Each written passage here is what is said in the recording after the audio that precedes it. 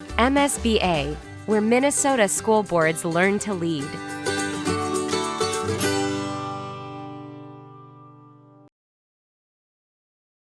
Many times that I approached my superintendent and other board members and asked about certain mandates or certain regulations, and a lot of times I got told that, well, it's been passed down by the state. So I said, how do I get involved and have these discussions before they become law that I can impact education and for the future of Minnesota kids?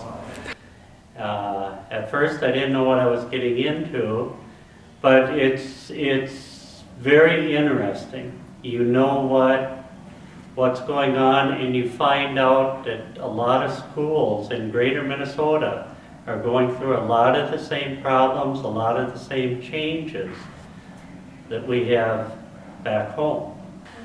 I like Delegate Assembly because to me it is the closest to being a legislator without actually being elected to the legislature.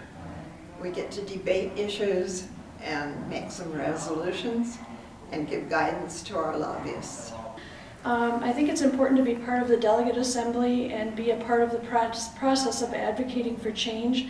And also it's important to be the voice for students in public education. That's our job as elected officials in our districts.